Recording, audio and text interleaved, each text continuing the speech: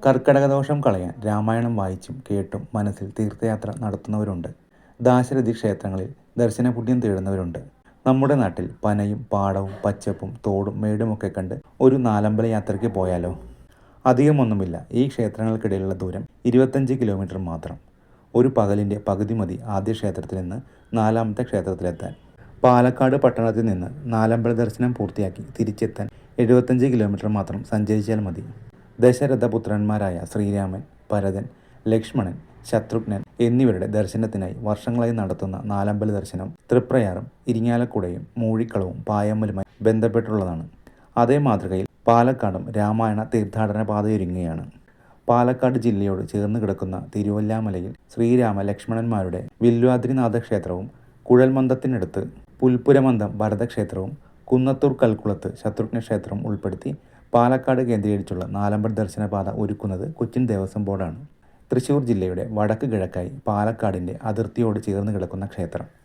വില്വാമലയുടെ പടിഞ്ഞാറേ അറ്റത്ത് കരിങ്കല്ലുകളാൽ നിർമ്മിച്ച ഇരട്ട ശ്രീകോവിലുകൾ. പടിഞ്ഞാറ് ദർശനമായി ശ്രീരാമ സങ്കല്പത്തിലുള്ള സ്വയംഭൂവായ വിഗ്രഹം. നാലമ്പല ദർശനത്തിന് തുടക്കം കുറിച്ച് രാമലക്ഷ്മണന്മാരെ വണങ്ങുന്നതിനോടൊപ്പം ഹനുമാനെയും തൊഴുതിറങ്ങാം. നാലമ്പല തീർത്ഥാടകർക്കായി ഇവിടെ എല്ലാ സൗകര്യവും ഒരുക്കിയിട്ടുണ്ട്. രാവിലെ 5 മണിക്ക് നട തുറക്കും. കർക്കിടകം മുഴുവൻ ഉച്ചയ്ക്ക് പ്രസാദമൂട്ടുണ്ടാവും. രാമായണ പാരായണം, പ്രഭാഷണം, കലാപരിപാടികൾ എന്നിവയും നടക്കും. കുഴൽമന്ദത്തിനടുത്താണ് പുൽപ്പുരമന്ദം ഭരതക്ഷേത്രമുള്ളത്. 1000 വർഷം പഴക്കമുള്ള ക്ഷേത്രം ഒരു കാലത്ത് ജീർണാവസ്ഥയിലായിരുന്നു. ശ്രീകോവിലും ബിംബവും ഒഴികെ ക്ഷേത്രഭാഗങ്ങളെല്ലാം നശിച്ചു. മന്ദസ്മിതത്തോടെ നിൽക്കുന്ന ഭരതൻ്റെ ചതുർബാഹു പ്രതിഷ്ഠയാണ് ഇവിടെയുള്ളത്. മുഖമണ്ഡപം, ചുറ്റമ്പലം, തിടപ്പള്ളി, ഓഫീസ് മുറി എന്നിവ ജനകീയ കൂട്ടായ്മയാണ് നിർമ്മിച്ചത്. രാവിലെ 5:30 മുതൽ ഉച്ചയ്ക്ക് 12 വരെയും വൈകിട്ട് 5 മുതൽ 7:30 വരെയുമാണ് ദർശന സമയം. ഉച്ചയ്ക്ക് കഞ്ഞിപ്പാർച്ചയുണ്ടാവും. കുഴൽമന്ദത്തിന് 3 കിലോമീറ്റർ അടുത്തുള്ള കൽക്കുളം ശത്രുഘ്ന ക്ഷേത്രത്തിനും നൂറ്റാണ്ടുകളുടെ പഴക്കമുണ്ടെന്നാണ് വിശ്വാസം. തകർന്ന് തറനിരപ്പിലായിരുന്ന ക്ഷേത്രം 2017 പുനരുദ്ധീകരിച്ചു.